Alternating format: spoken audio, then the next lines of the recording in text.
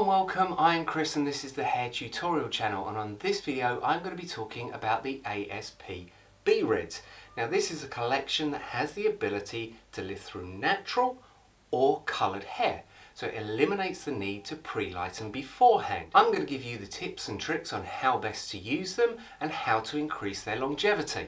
Also, I'm going to be talking about the most common mistakes that are made with B-Red. So if you want more videos with tips and tricks, why don't you like, subscribe and hit the notification button for more. Let's just do it. The B-Red collection have been around for a number of years, but they have had a bit of an update.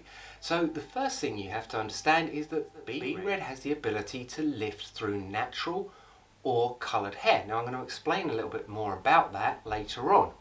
There are 1:1 mixing ratio and you can use them with 3, 6, 9 or 12% depending on the darkness or how coloured the hair is. There are 35-minute processing time or 15 minutes with gentle heat, and you can now put them on scalp as long as you're using 3 or 6% only, which is fantastic news, although they do give you a warning that it may slightly stain the scalp. So you have 5 colours to choose from within the B-Red range. However, I'm going to be leaving the magenta until last and concentrating on the red, red violet, copper and red copper firstly. So reds come in and out of fashion and they've been out for a little while because it's been blondes. However, they are still very useful and very popular, and the coppers definitely I have used the whole time to break up my highlights or break up darker hair. Now the fact that you don't need to pre-lighten beforehand, so you can get somebody on a base 2, 3, 4, 5, 6 and you can lighten them up without having to pre-lighten, whether they're natural or whether they've got colour on their hair. And this is a real time saver, especially considering they're only a 35-minute development time. Now one of the main issues I see with the B-Red collection is the fact that people try and use them on bases above a 6. Remember here I'm excluding magenta. So if we look at the hair structure, primarily red is found in bases 6 and below.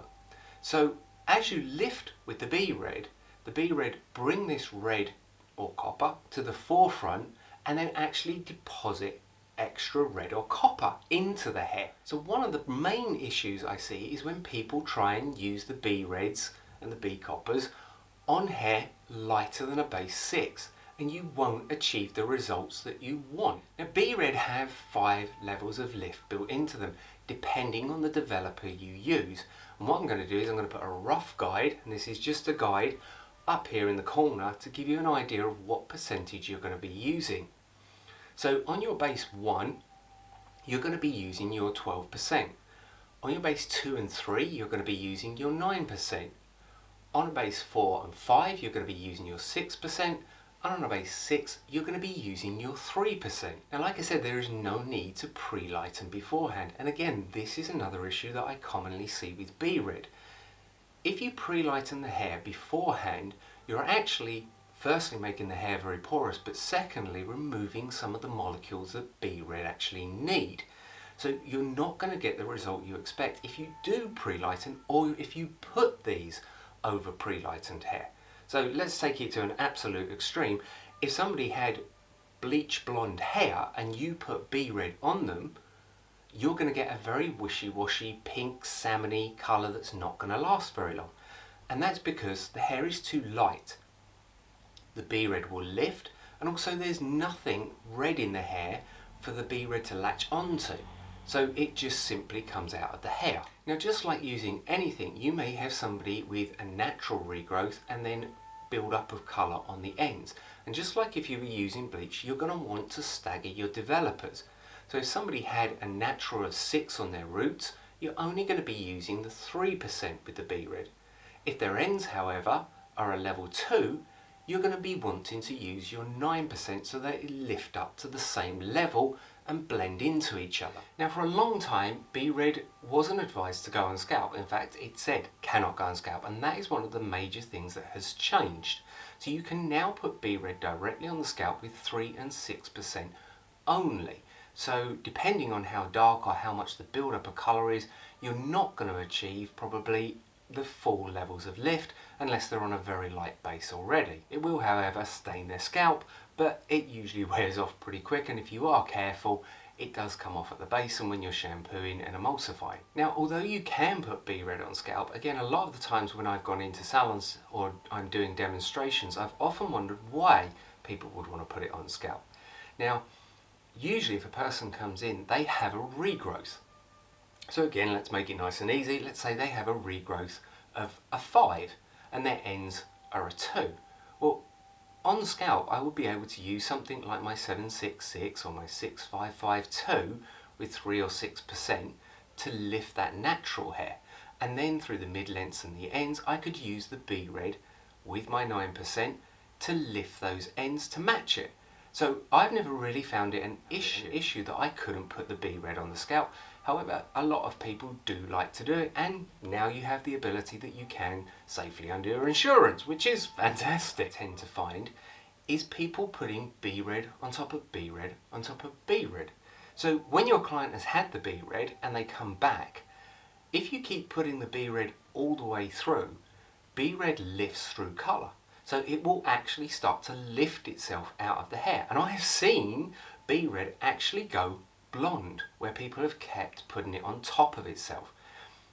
Now, not many people know, and I'm really surprised at this, that B-Red also has a series of refreshers.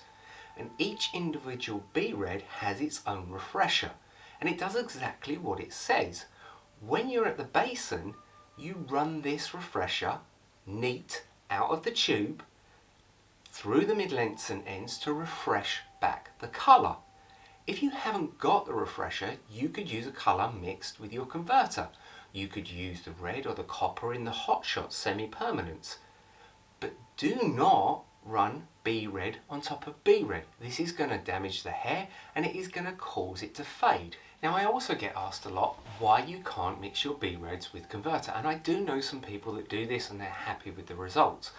However, B-Red has more ammonia built into it to give you this 5 levels of lift than the normal Infinity 1 to 10 series. So the converter doesn't have the ability to stop all of the lift action by mixing it with B-Red like it would with the normal 1 to 10 series, which has a much lower ammonia content. And for more information on converter, I'll put a link up here. The other thing that I find a lot of time, and when I first started working with the company, it was one of the first problems I encountered. So people will turn around to me and they will say, I've done a set of highlights on B-Red and it's taken lovely on the roots and the mid-lengths, but it didn't affect the ends. Well, again, think about it. If this has worked on the roots and it's worked on the mid-lengths, it has to have worked on the ends, but you can't see it. So what the issue probably is that on those ends there is a build-up of a tone-on-tone colour or a semi-permanent colour.